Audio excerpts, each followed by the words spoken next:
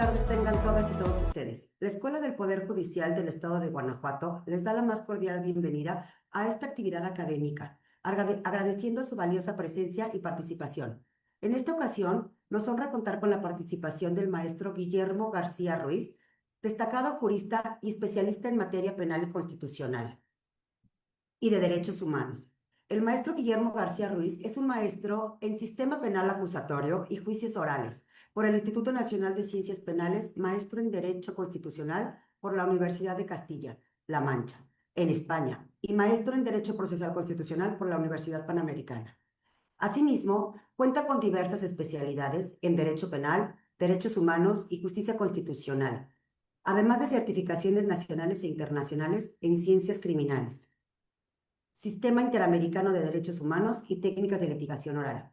A lo largo de su trayectoria profesional, ha ocupado importantes cargos en la implementación y consolidación del sistema penal acusatorio en distintas entidades del país, desempeñándose también como servidor público federal en la Fiscalía General de la República.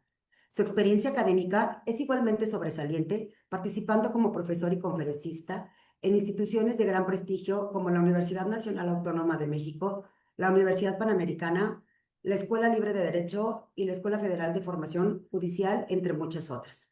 Actualmente se desempeña como director general de Asuntos Jurídicos de la Consejería Jurídica de la Gobernadora del Estado de Guanajuato. Sin duda, su amplia preparación y experiencia representan una valiosa aportación para todas y todos los presentes. Maestro Guillermo García Ruiz, le agradecemos profundamente su presencia y disposición para compartir sus conocimientos con esta comunidad académica. Sin más preámbulo, le doy el uso de la voz. Adelante, maestro. Gracias. Maestra Jimena, pues muchísimas gracias por la invitación a estar en este espacio. Estoy muy contento porque aparte, pues me parece que el Poder Judicial y particularmente la Escuela Judicial es un espacio que lo siento como en mi casa. Muy agradecido también con el titular de esta escuela por la invitación que me hace y por supuesto con la titular del Supremo Tribunal de Justicia del Estado de Guanajuato, con quien ya tengo varios años colaborando como profesor y docente, y también me han abierto las puertas de estos espacios académicos. Yo muy contento y muy agradecido como siempre, y mis abrazos a todas y a todos ellos.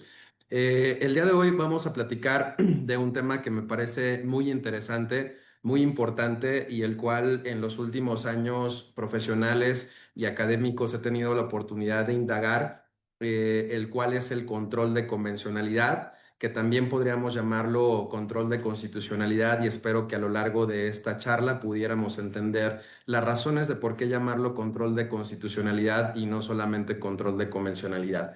Me parece muy importante comentar a lo mejor algunos antecedentes, algunas cuestiones o aspectos históricos, y poder ir desentrañando a lo largo de la historia, desde el inicio o el nacimiento del control de convencionalidad, hasta cómo podemos entenderlo hoy en día en nuestro país, y sobre todo, por ejemplo, cómo una abogada, un abogado litigante van a tener la oportunidad de ejercerlo en algún momento, en alguna audiencia, en algún amparo, en algún proceso que necesiten utilizarlo, pero particularmente ahora que los sistemas y que los procesos se han convertido en espacios orales, me parece que pudiera darles algunos tips, algunas opiniones de cómo poder abordarlo en una audiencia particular. Si me permiten entonces, el control de convencionalidad en el aspecto teórico, me parece que podemos ubicarlo, su nacimiento particularmente, no a nivel nacional, no en sede local,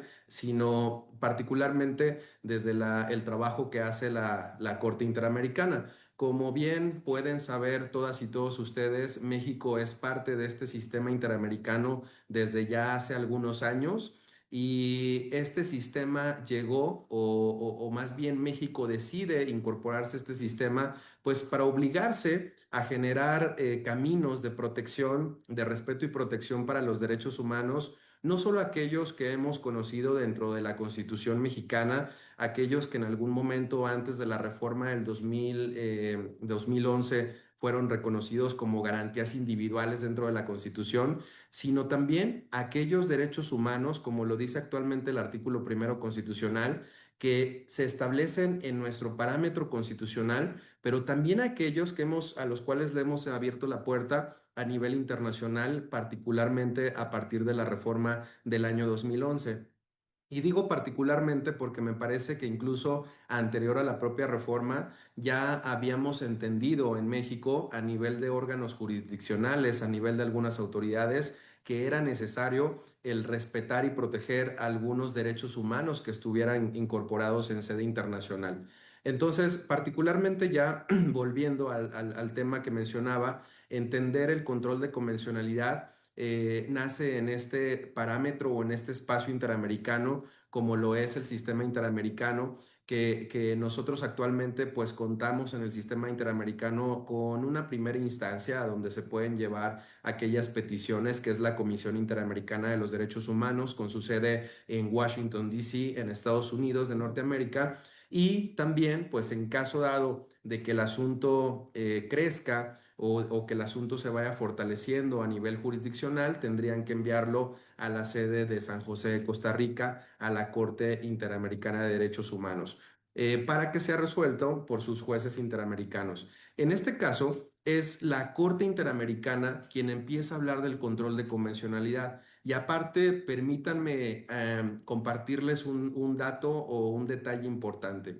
México ha tenido 3 jueces interamericanos, los cuales incluso han logrado presidir la Corte Interamericana y han sido destacados juristas. Es importante decir que los jueces interamericanos no van en representación de un estado parte. En este caso, los jueces interamericanos mexicanos no fueron a representar a México como país. Van a la Corte Interamericana por la trayectoria y por el currículum que lo respalda en ese trabajo de respeto y protección de los derechos humanos que han hecho. Entonces, particularmente, en la Corte Interamericana hemos tenido 3 mexicanos destacados. El primero podría hablar del doctor Fixamudio, uno de los juristas más importantes y que de hecho me parece que es de los precursores del proceso constitucional o del derecho procesal constitucional mayormente entendido en nuestro país, en nuestro sistema jurídico mexicano, y que también es un juez importante de la Corte Interamericana. En segundo lugar, se me viene a la mente el doctor Sergio García Ramírez, quien tuve oportunidad que fuera mi profesor además, estudiando en un posgrado en el extranjero y también en México. Y bueno, el profesor García Ramírez, un destacado jurista que no solamente destacó en el respeto y protección de los derechos humanos, sino en otras áreas como lo puede ser la materia penal. Hay un libro muy bueno de él, por ejemplo, en donde hace una crítica constructiva al sistema de justicia penal por ahí del año 2008. Entonces, instauró o caminó por varias materias en las cuales me parece que fue abondándonos de mayor medida, ¿no? El doctor Sergio García Ramírez, como el segundo juez interamericano, y posteriormente también otro de mis profesores, que ahora tuve oportunidad de tenerlo como profesor en la maestría de Derecho Procesal Constitucional de la Universidad Panamericana, y me refiero al doctor Eduardo Ferrer MacGregor, también un gran constitucionalista, un investigador destacado de la Universidad Nacional Autónoma de México y que además también ha sido un exponente que ha impulsado mucho el entendimiento del derecho procesal constitucional para México. Es importante destacar a ellos 3, pero particularmente me concentraría en el doctor Sergio García Ramírez por el tema que estoy platicando y porque el doctor Sergio García Ramírez fue uno de los académicos que comenzó tanto en la academia como particularmente en su función como juez interamericano, hablar del control de convencionalidad. Nosotros podemos encontrar, por ejemplo, ahí algunos votos particulares por el año 2003. Se me viene a la mente, por ejemplo, el de Mirna Machan contra Guatemala del año 2003, en donde en un voto particular el doctor Sergio García Ramírez empieza a hablar del control de convencionalidad.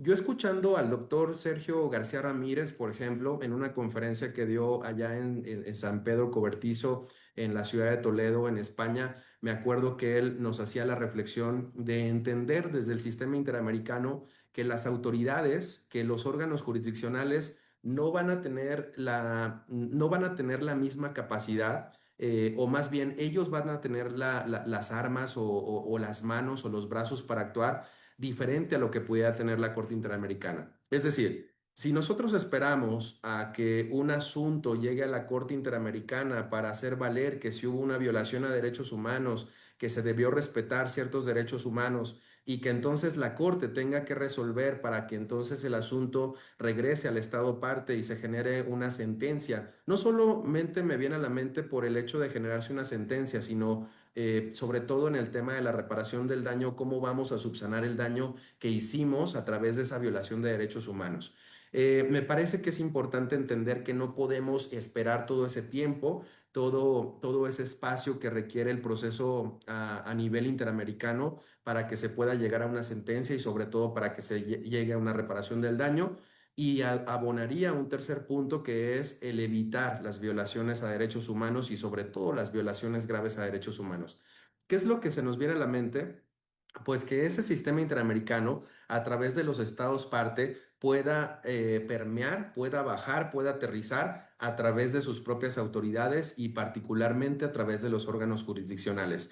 Es así como el doctor Sergio García Ramírez regalaba esta reflexión de decir, el control de convencionalidad tiene que caer, tiene que difundirse, tiene que permearse, tiene que abarcar a todas las autoridades y órganos jurisdiccionales que nos ayuden a generar el respeto y protección de los derechos humanos, no solamente los que están en la sede constitucional de los estados partes, sino también particularmente los que están incorporados en la Convención Americana sobre Derechos Humanos, este pacto que hacen los diferentes países, este pacto como se le conoce de San José, que tiene como finalidad el respetar los derechos humanos, pero sobre todo procurar que no se vulneren derechos humanos y que no caigamos sobre todo en violaciones graves de derechos humanos. Entonces, si podemos entender hasta ahorita lo que comento, entendemos que el doctor Sergio García Ramírez es uno de los precursores, afortunadamente un mexicano que tenemos en el que empezó a hablar del control de convencionalidad y que empezó a explicar su dimensión, su alcance y la intención que tenían con ello, ¿no? Vienen a raíz de esto algunos precedentes de la Corte Interamericana en donde la Corte Interamericana empieza a reflexionar y empieza a llevar el tema de ida y vuelta, en donde a lo mejor en algún momento habla o quiere hacer valer el control de convencionalidad, pero no lo llama de tal forma. En algún momento se llamó o lo mencionaron de diferente manera, hasta que llega a un punto en esa cohesión, en ese trabajo, en ese ida y vuelta que tiene la Corte Interamericana y podemos aterrizarlo a lo mejor en la sentencia de Campo Almonacid Arellano contra Chile, por ahí del año 2006, si no mal recuerdo, en donde la Corte Interamericana ahora sí ya empieza a hablar de un control de convencionalidad. Es importante decirles porque a lo mejor una de las preguntas que pudiera surgir en este foro, como lo ha surgido en otros foros que he tenido la oportunidad de estar, una de las preguntas que siempre están de cajón es, bueno, ¿y las autoridades administrativas podemos hacer un control de convencionalidad?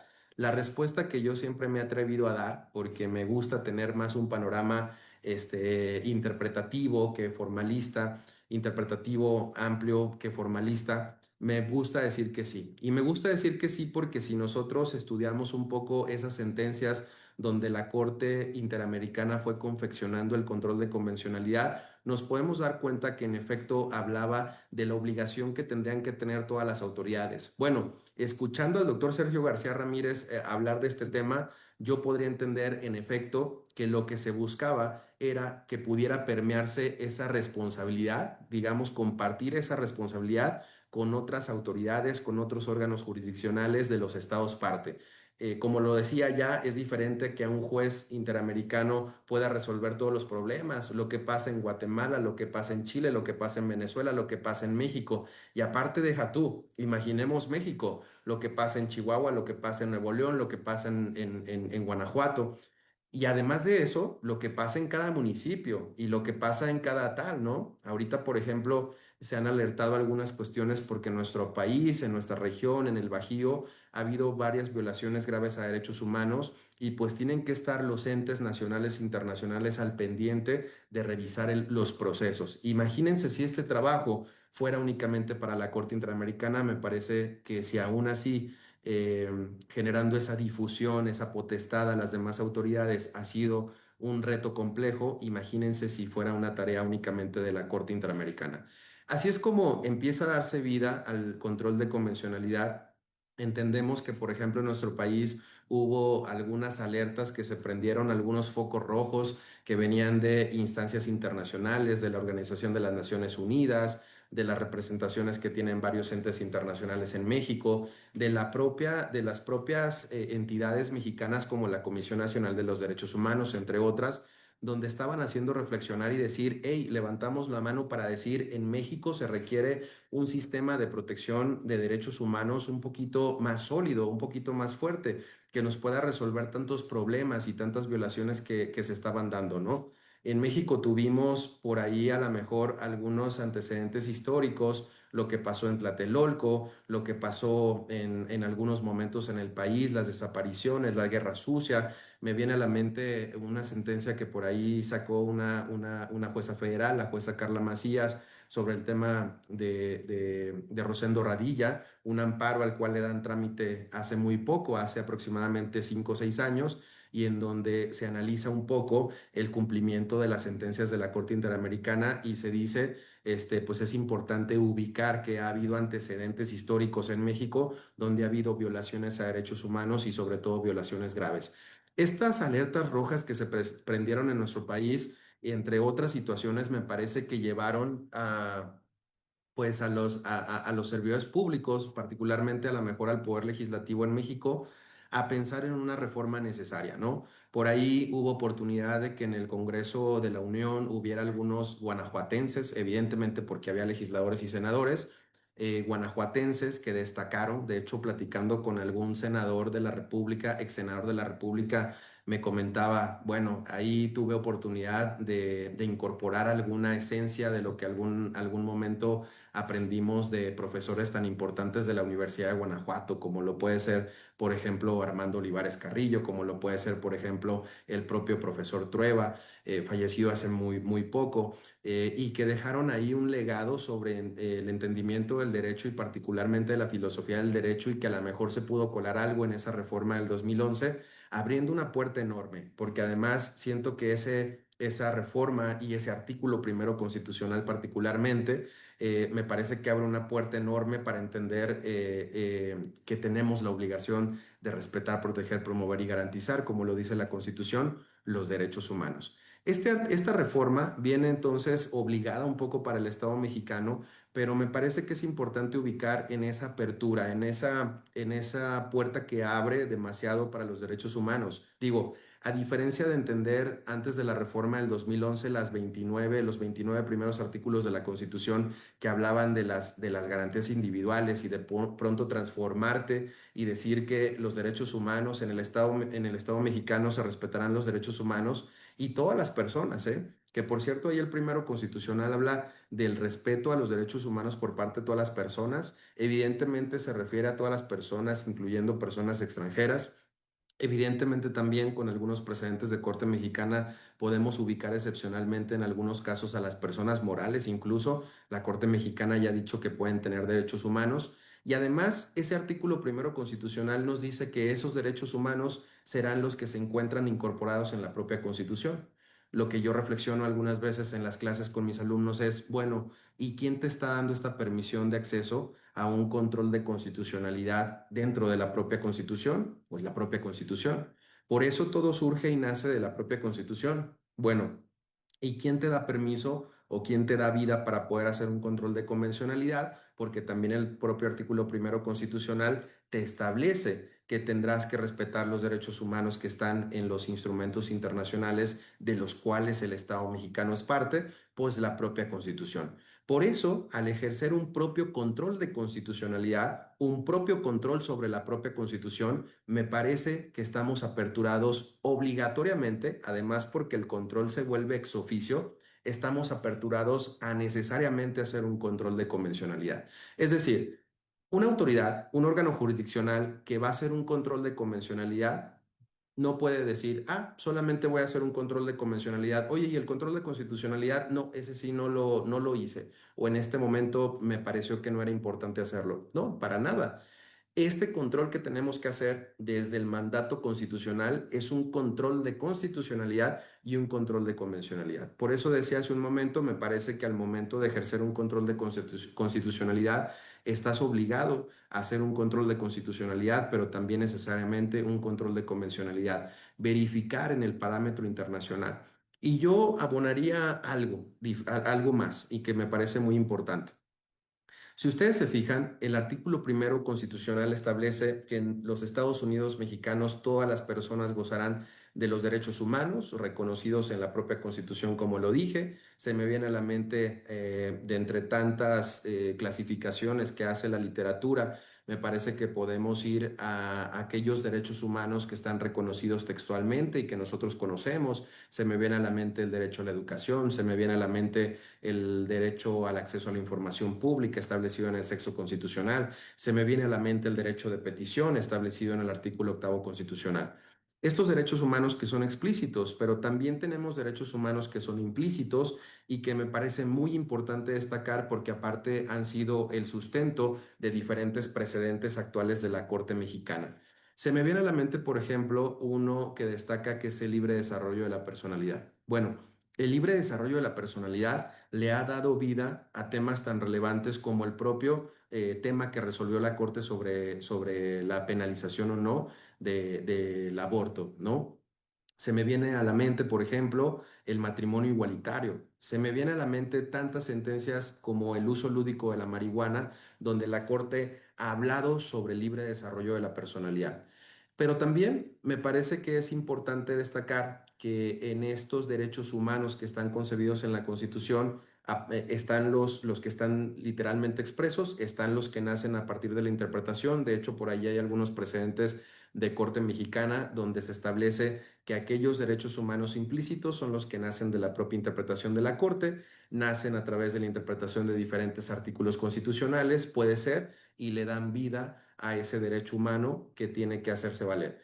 Ahorita se me viene a la mente que el día de ayer estaba leyendo en los medios de comunicación un tema que tiene que ver con temas de igualdad de género, una reforma que hubo al Código Civil del Estado de Querétaro y en el cual hubo un pronunciamiento por parte del Poder Ejecutivo donde se establecía pues que la reforma había excedido y había afectado a niñas, niñas y adolescentes. Después hay un pronunciamiento por parte del presidente del Congreso del Estado de Querétaro advirtiendo que no, la reforma no llegó allá. Uno puede ver el decreto que es público y en el decreto en efecto se establece ahí que tendría que ser para las personas mayores de 18 años quien puedan hacer ahí ajustes a su acta de nacimiento. Entonces, me parece que ahí hubo un tema, un conflicto, un choque de poderes entre el Poder Ejecutivo y el Congreso del Estado en el estado de Querétaro. Sin embargo, mi muy humilde apreciación es que ambas partes me parece que pudieran tener algunos errores. Y la norma de quedarse así como lo establece el decreto, que no es lo que decía el Poder Ejecutivo y en tanto no es lo que dice el Poder Legislativo, podría ser inconstitucional por ir en contra de algunos precedentes. Primero, del parámetro constitucional donde el propio poder del reformador de la Constitución ha dado entrada a nivel Constitución Federal de la igualdad de género y en segundo lugar, porque la propia Suprema Corte de Justicia de la Nación tiene precedentes. De hecho, por ahí del 6 de marzo se resuelve una acción de inconstitucionalidad, si no mal recuerdo, la 75-2025, en donde se está 125 o 75-2025, si no mal recuerdo, donde se establece el paso a que se pueda generar materializar esa igualdad de género, ¿no? E incluso sin una limitación de edad, es decir, también involucra a las personas que puedan ser menores de 18 años.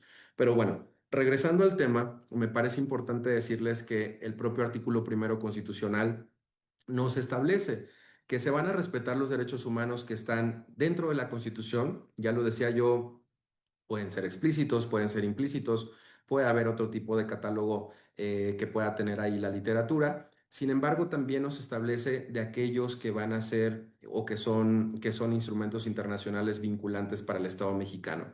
Esto es muy importante y pareciera que a lo mejor lo conocemos y pareciera que lo hemos escuchado a lo mejor en algunas de nuestras clases, desde la clase de Derecho Constitucional en la licenciatura. Por ejemplo, yo cuando estudié en la Universidad de Guanajuato, me acuerdo que lo vimos ahí en la clase de Derecho Constitucional. Sin embargo, me parece muy importante recordar que la Corte Mexicana misma dice que para que un instrumento internacional tenga o pueda ser vinculante, es necesario el requisito formal y es necesario el requisito material. Es decir, debe pasar por un escrutinio donde el Poder Ejecutivo firme ese instrumento internacional con quien se quiera comprometer a nivel internacional y que a la vez se tenga que ratificar por el Senado de la República.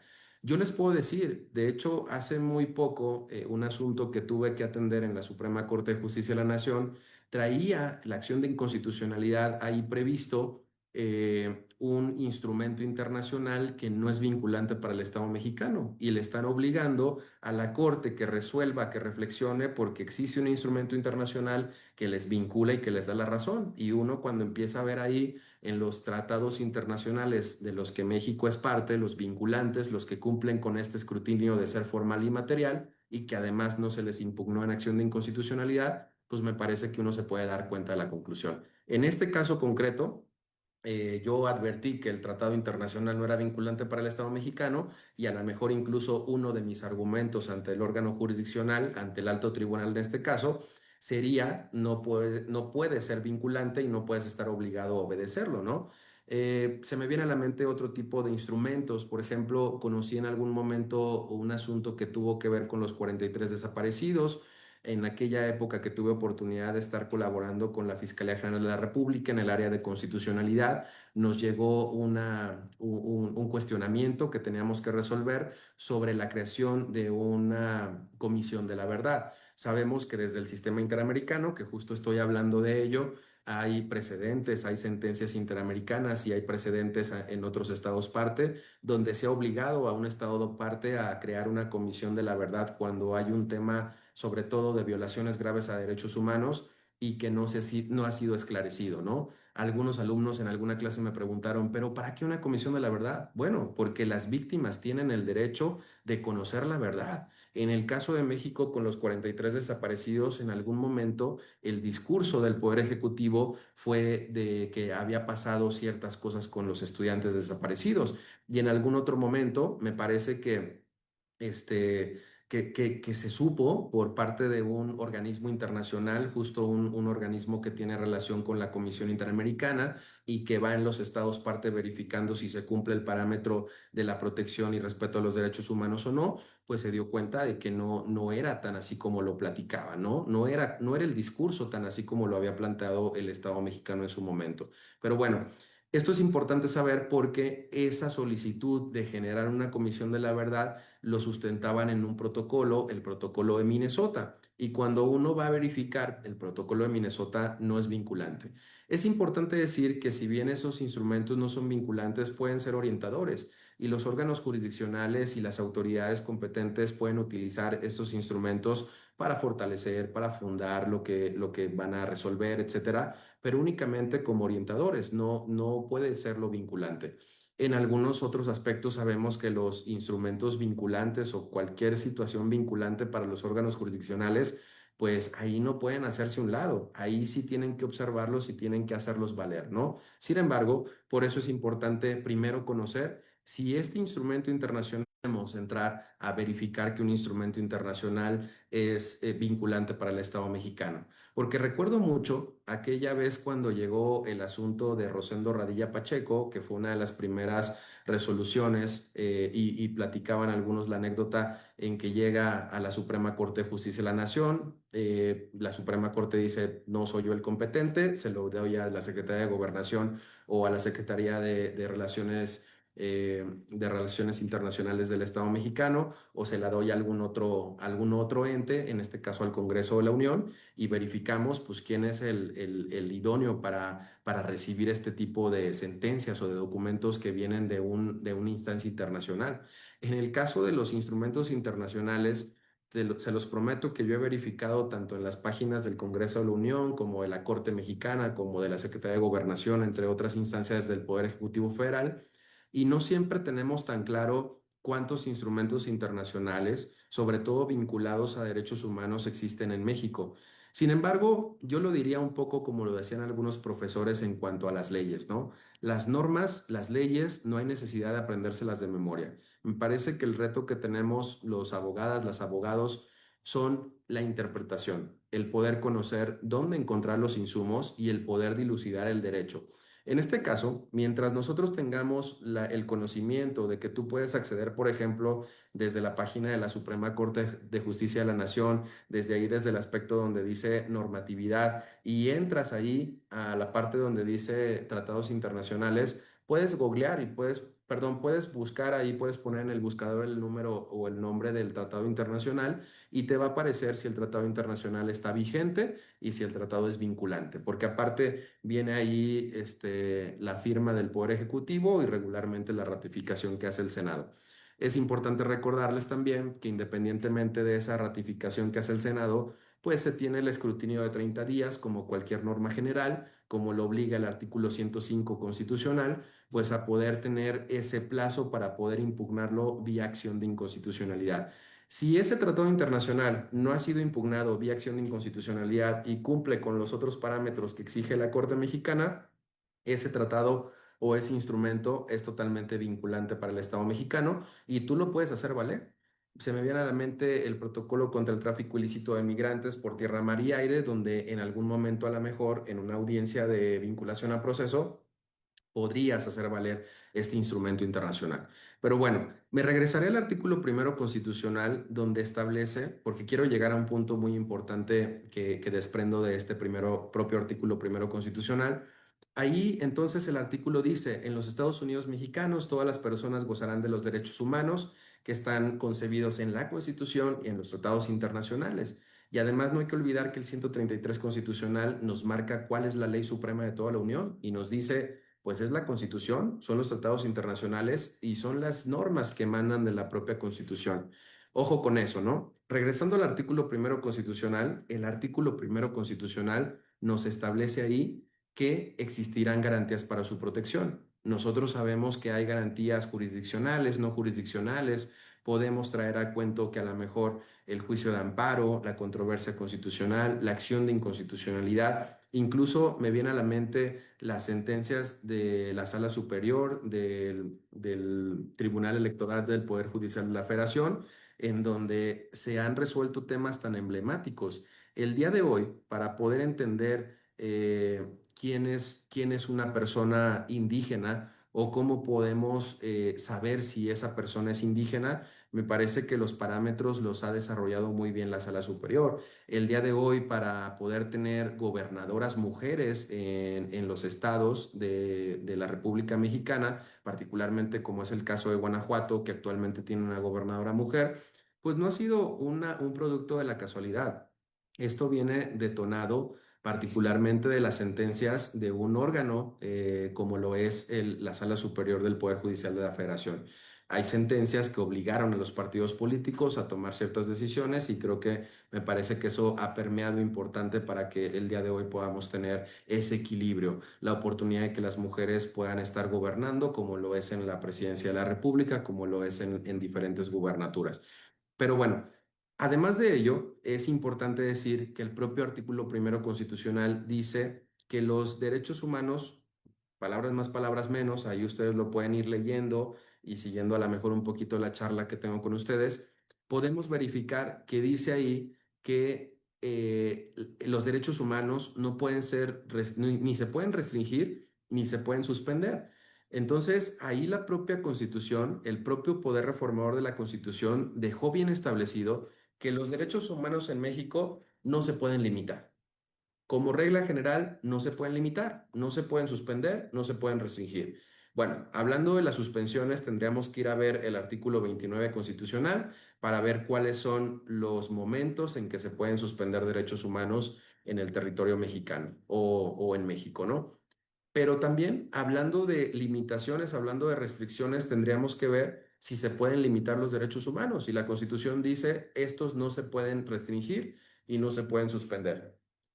Si los derechos humanos, según la Constitución, no se pueden restringir, la pregunta que se me viene a la mente es, ¿los derechos humanos entonces son absolutos o son limitados? Es decir, en algún momento me los pueden tocar, me los pueden trastocar o por ninguna causa me los pueden limitar. Y la respuesta sería, pues en México me parece que de acuerdo con la Constitución, como una regla general, pues los derechos humanos no se pueden limitar, no se pueden restringir. Pero por otro lado, si me quedo pensando en lo que dice la Constitución a continuación, que dice, bueno, excepcionalmente los derechos humanos se pueden restringir siempre y cuando esa restricción esté en la propia Constitución. Bueno, entonces quiere decir que como excepción a la regla, los derechos humanos sí se pueden restringir, los derechos humanos sí se pueden limitar, pero siempre y cuando estén en el propio texto constitucional. Perfecto, ya está. Se me viene a la mente, por ejemplo, el derecho a la libertad. El derecho a la libertad yo lo tengo, me lo pueden restringir, no me lo pueden restringir. Como regla general ya vimos que dice la Constitución que no me pueden quitar mi libertad por nada del mundo, pero excepcionalmente sí me lo pueden quitar siempre y cuando esté en la propia Constitución. Si yo voy a buscar entonces a la Constitución, me voy a dar cuenta ahí, por el artículo 16 constitucional, que en efecto sí, ahí establece que la única manera en que se me puede restringir el derecho a la libertad es en tres momentos. El primer momento, dice el poder reformador de la Constitución, es cuando haya una orden de aprehensión. El segundo momento por un caso urgente, que por cierto el caso urgente me parece que ya está muy superado. Eso nació allá en 1903 cuando pues no había una forma de comunicarse entre autoridades que podían detener o entre personas que podían detener a alguien y el propio órgano jurisdiccional. Hoy en día los medios de comunicación me parece que hacen superar esta figura del caso urgente, aunque excepcionalmente me parece que pudieran todavía seguirse dando algunas situaciones que pudieran actualizarlo. Muy excepcionalmente, pero me imagino que sí. Y la tercera, que es en caso de flagrancia. En caso de flagrancia, de que estés cometiendo un delito en flagrancia, en el momento que te cachen, te pueden detener. Entonces, quiere decir que si le hacemos caso al artículo primero constitucional, únicamente cuando haya esos momentos se pueden limitar los derechos humanos. Hasta aquí espero que vayamos bien, ¿no? Claro, si eso es así, entonces quiere decir que en cualquier momento, en cualquiera de esos tres momentos, se puede restringir el derecho humano. Entonces el derecho humano a la libertad no es absoluto, sí puede haber limitaciones. La pregunta necesaria, la pregunta de cajón en este momento es, bueno, ¿y qué pasa con el derecho a la vida?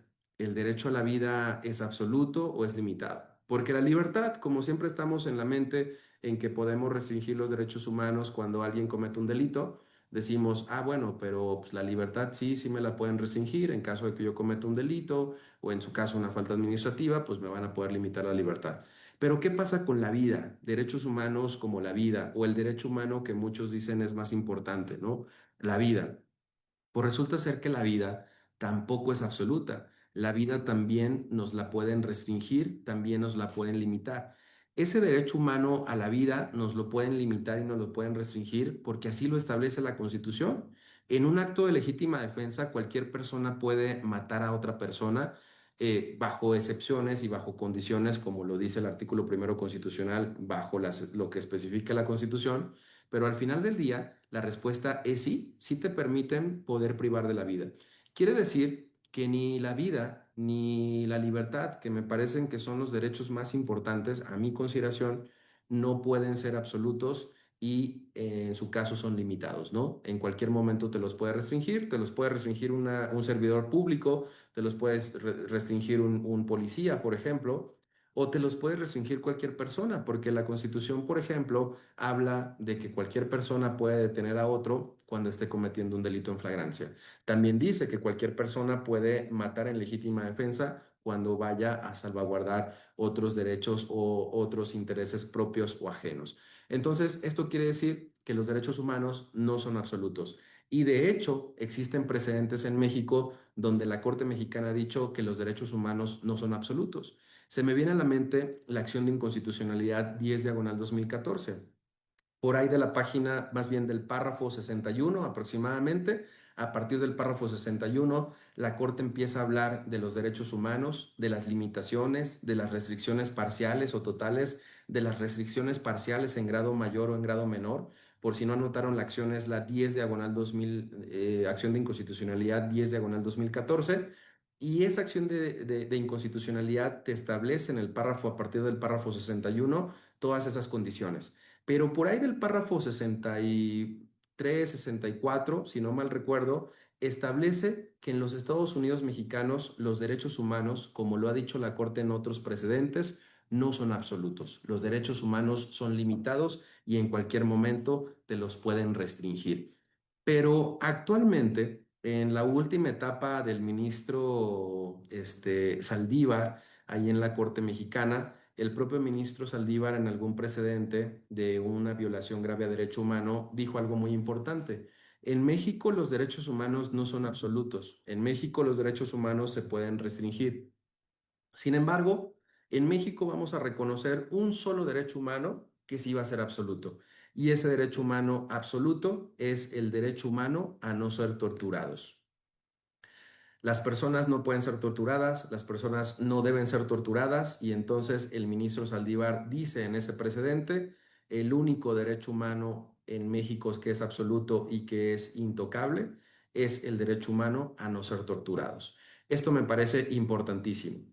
Pero bueno, además de ello, si bien es cierto, nosotros tenemos como precedentes del control de constitucionalidad, del control de convencionalidad, por ejemplo, el Varios 910, diagonal 2011, y por ejemplo, la contradicción de tesis 293, si tenemos ahí en mente estos precedentes, pues nosotros podemos tener en cuenta algunas determinaciones que ha dicho la Corte. De hecho, cuando hablaba hace un momento de si puede haber un control de convencionalidad para las autoridades administrativas, cuando la Corte empieza a hablar del control de constitucionalidad y el control de convencionalidad, y ustedes pueden leer la sentencia, el engrose que está ahí público en la página de la Corte, de ese varios 900, podemos entender que la Corte Mexicana habló de todas las autoridades. Dijo, en México todas las autoridades están obligadas a hacer ese control de constitucionalidad y convencionalidad. También es importante decir, es mi responsabilidad decir que en el tiempo ha habido varios precedentes de la Corte Mexicana donde esta situación la ha ido acotando, pero la génesis me parece que no miente y nos dice todas las autoridades mexicanas. Además, para robustecer este argumento que estoy dando, me parece que el artículo primero constitucional es muy clarito, ¿no?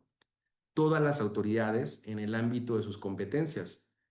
El poder reformador de la Constitución no dijo los órganos jurisdiccionales, porque también he escuchado a algunos magistrados, algunos jueces, juezas, magistrados, que dicen, ah, no, es que únicamente el órgano jurisdiccional. Nosotros, y entiendo y lo reconozco, que las jueces, juezas, los magistrados, magistrades son garantes de la Constitución y son los peritos en derecho, lo sé, pero la Constitución, la génesis fue que todas las autoridades tuvieran esa obligación y no me parece descabellado porque, por ejemplo, un director de agua potable, un director de algún servicio que incluso puede ser vital y que puede generar ahí de manera transversal un cuidado, protección para el derecho humano, me parece que tendría que tener la obligación. Un policía que se dedica todos los días de su vida a estar expuesto a detener a una persona, a restringir un derecho humano como la libertad de ambulatoria, como lo dice la Corte Mexicana, pues me parece que tiene que conocer el parámetro constitucional, pero también el parámetro convencional. No puede ser ajeno.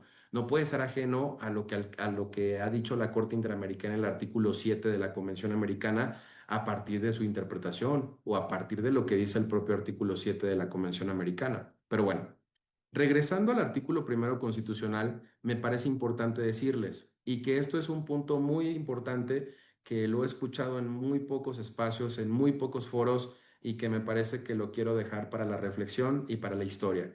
Yo la verdad es que considero que no tengo la verdad absoluta, por supuesto, ni siquiera la verdad no absoluta. Yo me parece que les estoy compartiendo un poco de reflexiones y más que respuestas quisiera generarles dudas para que con esta charla ustedes se queden con la preocupación de qué está hablando el maestro Guillermo. Tengo que ir a la biblioteca necesariamente, urgentemente, para resolver estas inquietudes, ¿no? Que ya no puedo más. Yo les estoy regalando estas reflexiones para que ustedes incluso generen esa duda, esa incertidumbre, porque además el derecho es así, el derecho es mecánico, el derecho es movimiento, el derecho es cambiante, el derecho no es estático nunca. Y el derecho necesitamos estar viendo qué hay en el día a día. El otro día yo le preguntaba a mis alumnos si las opiniones de la Corte Interamericana, las opiniones consultivas son vinculantes para el Estado mexicano. Y algunos me decían que sí y algunos que no. Si estuviéramos en una clase de argumentación jurídica, pues dependiendo cuándo se haya planteado la pregunta y la respuesta, pues a lo mejor sería verdadera o sería falsa. Me refiero a que hace muy poco la Corte Mexicana determinó que las opiniones consultivas no son vinculantes para el Estado mexicano. Eso también es algo muy importante destacar, porque, por ejemplo, lo veía en una conferencia que daba el doctor Eduardo Ferrer MacGregor el año pasado, a mediados del año pasado, en el ITESO de Guadalajara, y decía, las opiniones, si bien es cierto, a lo mejor el día de hoy, por la determinación de la Corte Mexicana, no son vinculantes, es importante que las autoridades y los órganos jurisdiccionales sepan que las opiniones consultivas deben de tener eficacia jurídica. Es decir, no importa si son vinculantes o no vinculantes, pero deben de tener una eficacia jurídica. Eso no lo podemos olvidar. Pero bueno, regresando al artículo primero constitucional, y este dato importante que les quiero regalar, es que el propio poder reformador de la Constitución dijo que cuando una autoridad se enfrenta con un momento en el que tiene que limitar los derechos humanos, pues no puede limitar los derechos humanos, excepcionalmente, como ya lo vimos, a menos que lo diga la propia Constitución. Pero resulta ser que también en varios precedentes se me viene a la mente la contradicción de criterios, ahora contradicción de tesis, más bien la contradicción de tesis, ahora contradicción de criterios 551 diagonal 2019, un tema donde precisamente resuelven algo que tiene que ver con prisión preventiva oficiosa. La Corte Mexicana dijo que la restricción, aún estando en la Constitución Federal, no puede ser aplicada si aún no se encuentra en la ley general, en este caso en el Código Nacional de Procedimientos Penales. ¿Qué pasó ahí? Y que ustedes pueden revisar ese precedente en la página de la Corte, van a leer el engrose y van a darse cuenta un poco de la reflexión que les regalo el día de hoy. Fíjense bien, hay una reforma al artículo 19 constitucional, se agregan algunos delitos al catálogo del 19 constitucional que ameritan prisión preventiva oficiosa, entre ellos se me viene a la mente el robo de hidrocarburos. El robo de hidrocarburos ya está ahí y el poder reformador de la Constitución mandata al Congreso de la Unión para que en el término de 180 días reforme el Código Nacional de Procedimientos Penales y en el 167 incorpore ese delito. Sin embargo, como suele suceder en nuestro país, el Congreso de la Unión no lo hace, entonces no se da o no se incorpora ese delito al 167 del Código Nacional. Pero ¿qué pasa después de los 180 días? Imaginemos el día 181, cuando hay una audiencia de control y entonces el Ministerio Público le dice, su señoría, fue robo de hidrocarburos, existe la probabilidad, te pido que le impongas la prisión preventiva oficiosa, que está en el 19 constitucional. Y ya me imagino a la defensa diciendo, pues sí, su señoría, si bien es cierto está en el 19 constitucional, pues todavía no está en el 167 del Código Nacional de Procedimientos Penales. Me acuerdo que compartí este debate en el foro jurídico porque aún no se resolvía y era un tema que iba a resolver apenas la Corte en aquel momento, como 2023, si no mal recuerdo. Y entonces decía muchos, existe un precedente donde la Corte Mexicana ha dicho pues que no hay necesidad de esperar la norma secundaria cuando ya está en la Constitución Federal. Pues resulta ser que no fue así. O sea, resulta ser que la Corte resuelve esa acción de inconstitucionalidad y dice, perdón, esa contradicción de criterios y dice, no, no podemos aplicar la restricción que esté en la Constitución hasta que esté en la norma general. Eso quiere decir que ese precedente obliga a que cuando la autoridad va a limitar un derecho humano, no se tiene que constreñir únicamente a lo que dice la Constitución. Tendría que esperar, porque ya existe ese precedente, a que esté en la norma general. Si encuentras una restricción constitucional y no está en la norma general, mejor primero hazte este análisis. Es una recomendación. Ese es un punto. Luego viene un amparo directo en revisión, si no mal recuerdo, porque ese dato sí no lo traigo tan fresco, pero es 503 diagonal 2017 tiene que ser amparo directo en revisión, donde bajo la ponencia del ministro José Ramón Cosío Díaz, en una de sus últimas intervenciones en la Corte, ahí en el propio precedente dice que para poder revisar una restricción a derecho humano, tenemos que ir a la Constitución, como lo dice el Poder Reformador de la Constitución, pero también tenemos que ir al Tratado Internacional. Entonces, ahí nos pone un poco más en aprieto, porque entonces la autoridad tendría que hacer un escrutinio triple. Primero, verificar que la Constitución te dé permiso. Segundo, verificar que la ley general te dé permiso. Y tercero, verificar que el instrumento internacional pues no se oponga. Y lo podemos ver este ejercicio y este escrutinio con el tema de la prisión preventiva oficiosa. ¿Cómo lo hacemos? Si yo le voy a dictar una medida cautelar de prisión preventiva oficiosa a Juan Pérez, yo tengo que verificar, como ya lo dije, por este camino y esto que acabo de explicar, tengo que verificar que el permiso esté en la Constitución. Es lo principal. Porque si no, nos puede pasar como el secreto bancario, lo que pasó en el 117 de la Ley de Instituciones de Crédito. Ah, es que la restricción estaba permitida en la ley. Sí, pero ¿qué crees? En la Constitución no. ¿Qué crees? Es inconstitucional. La ley general puede ser inconstitucional por no estar en la Constitución. Entonces, primer paso, vamos a la Constitución. Checo en la Constitución, 19 constitucional me permite la medida cautelar. Me voy a la ley general, por lo que acabo de comentar, 167 me permite la medida cautelar.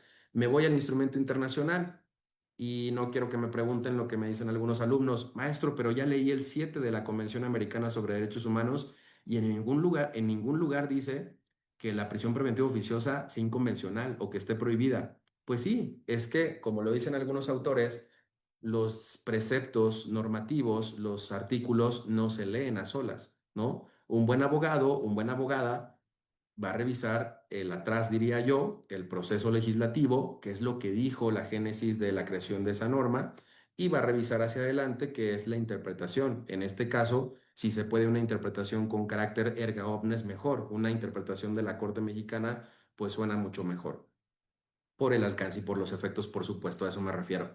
Entonces, quiere decir que vamos a verificar si está en la interpretación y resulta ser que sí. Si ese abogado o abogada hizo esa reflexión, pues se va a encontrar que hay dos sentencias, la Sonpaxle-Tecpile contra el Estado mexicano y la García Rodríguez contra el Estado mexicano, donde dice, ¿qué crees? Que de una interpretación de varios artículos, entre ellos el 7 de la Convención Americana, la prisión preventiva oficiosa es inconvencional. Entonces, si bien pasó tu grada, que está en el 19 de Constitución la permisión, si bien pasó tu grada de que esté en el Código Nacional de Procedimientos Penales, ahora sí ya está el delito, por ejemplo, de hidrocarburos, después vino una reforma ya del Congreso de la Unión, y si bien es cierto, vas a la a la interpretación de la Corte Interamericana, porque como ustedes saben, la Corte Interamericana tiene sentencias, tiene jurisprudencia y tiene opiniones consultivas.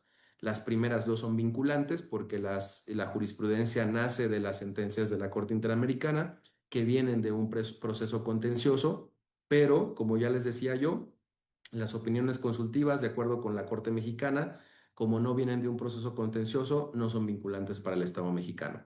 Entonces, quiere decir que tenemos las sentencias, pero las sentencias sí son vinculantes.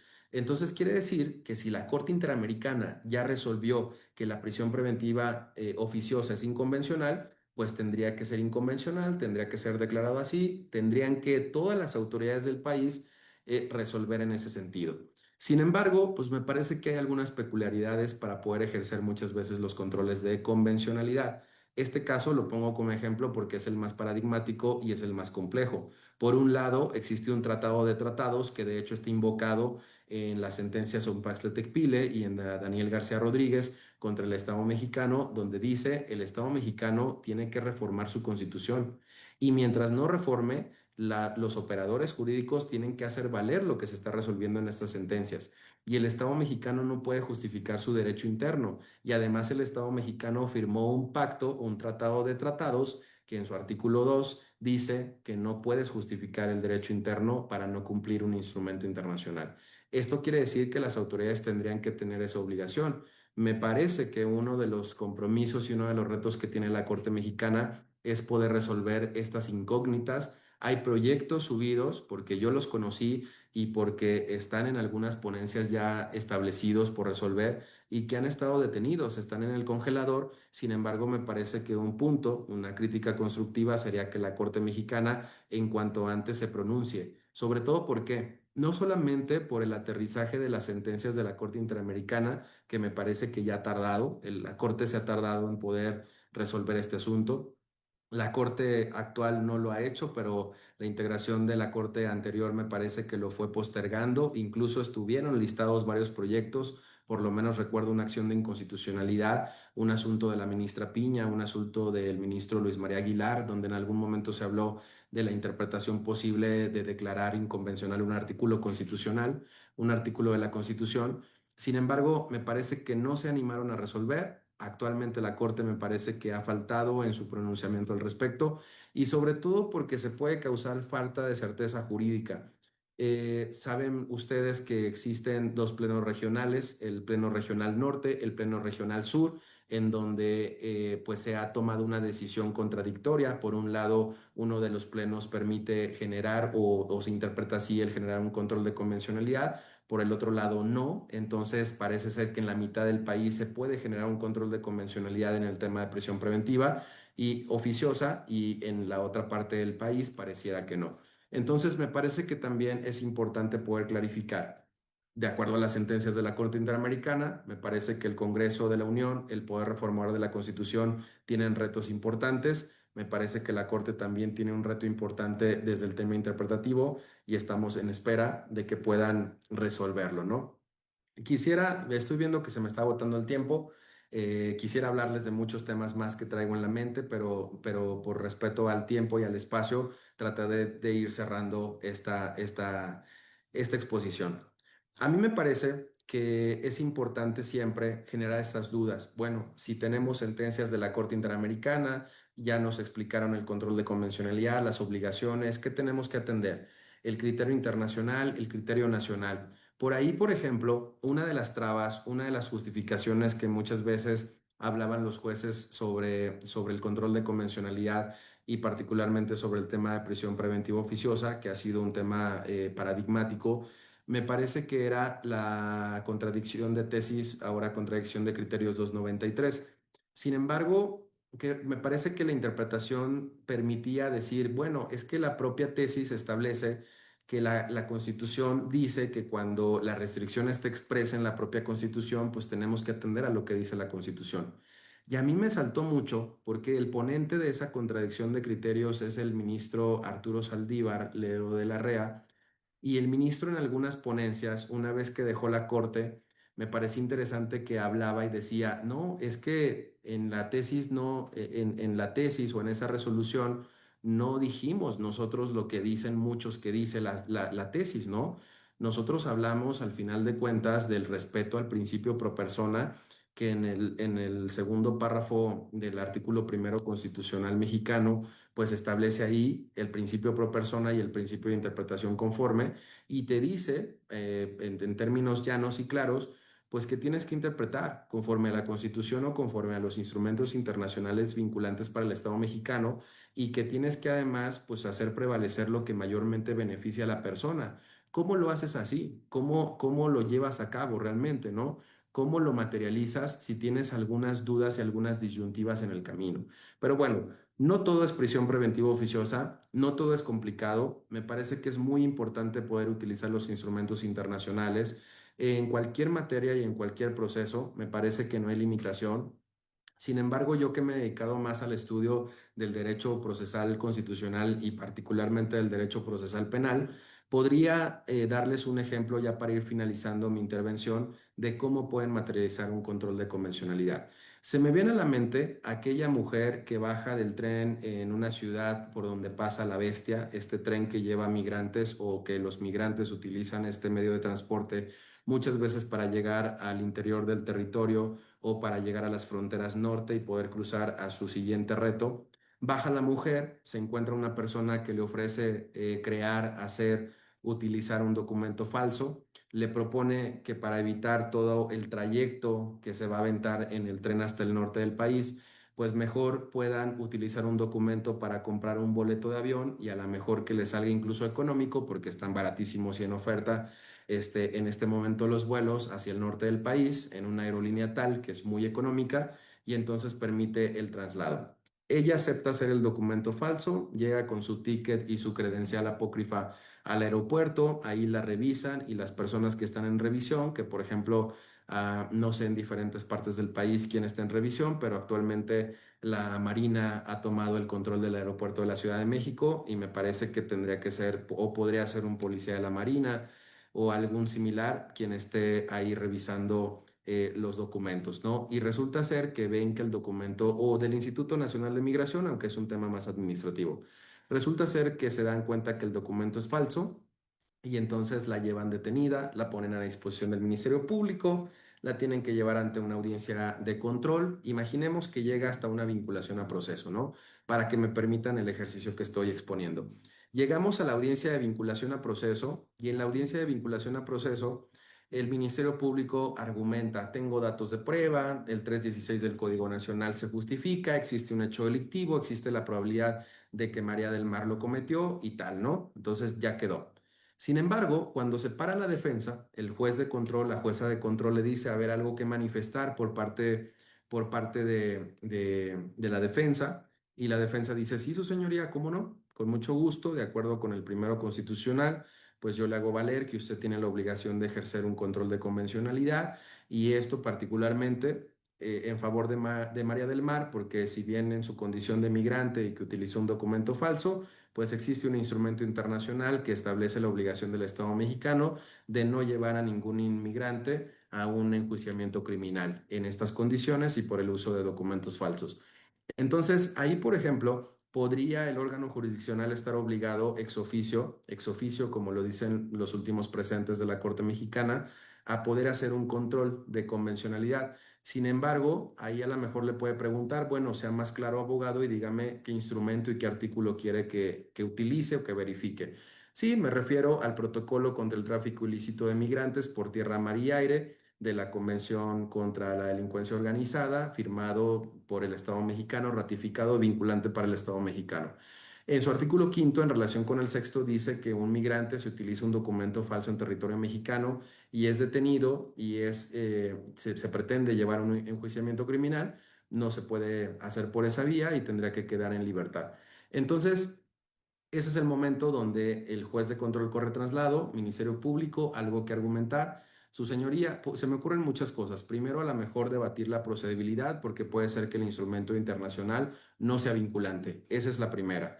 Dos, que a lo mejor los instrumentos internacionales siempre hay que tener en cuenta que son muy precisos. La intención que tiene cada instrumento internacional tiene una finalidad. A lo mejor sí se parece el supuesto, pero la finalidad no tiene nada que ver. Me refiero particularmente a este que digas, bueno, pues es que el protocolo está hecho para proteger a los migrantes que están expuestos a trata de personas, a tratas de migrantes, ¿no? Entonces, en este caso, pues no es el caso concreto. ¿Por qué? Pues porque María del Mar ni siquiera es inmigrante, pero no está expuesta a ningún delito y ella, por su responsabilidad, por su voluntad, por su dolo, decidió hacer el documento y utilizar el documento falso. Bueno, a lo mejor no encalla en el protocolo, en la finalidad del protocolo. Esto también es importante que lo verifiquen al momento de que utilicen o que les quieran hacer valer un instrumento internacional.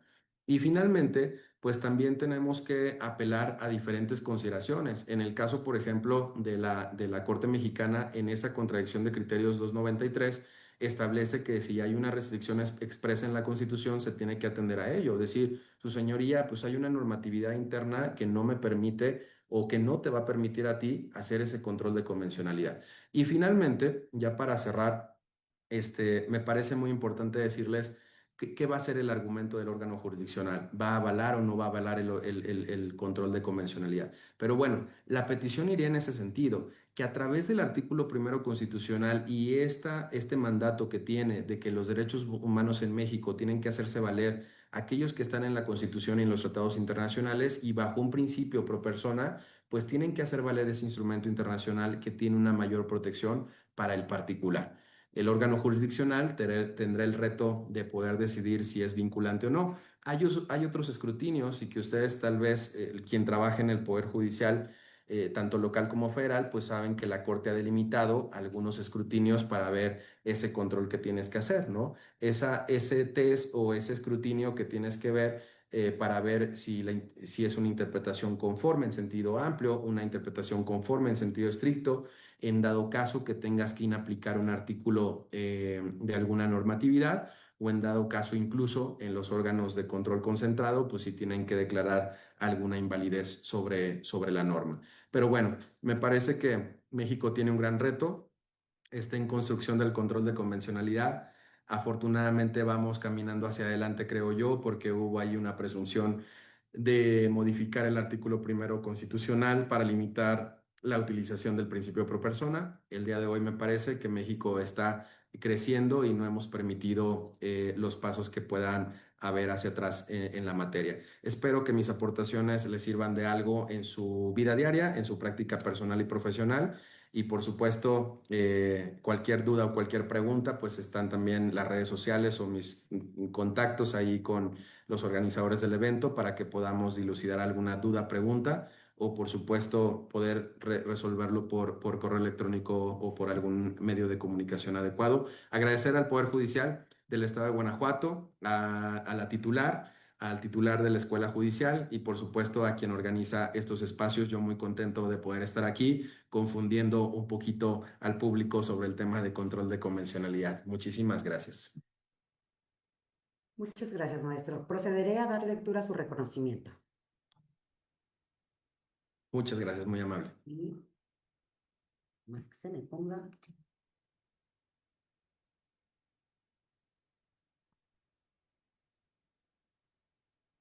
La Escuela del Poder Judicial del Estado de Guanajuato otorga el presente reconocimiento al maestro Guillermo García Ruiz por su destacada participación como ponente, así como por su valiosa contribución al fortalecimiento de la capacitación y formación jurídica. Maestro Guillermo García Ruiz, muchísimas gracias. Agradecemos sinceramente su destacada participación, así como las valiosas reflexiones y conocimientos compartidos durante esta jornada académica. De igualmente, gracias por su participación y también a todos y a todos ustedes por su asistencia. Pendientes de la siguiente charla, las cuales han estado muy interesantes. Muchísimas gracias, maestro. Muchísimas gracias por la invitación nuevamente. Un abrazo a todas y todos y que sean muy felices. Gracias, hasta luego, hasta la próxima. Gracias.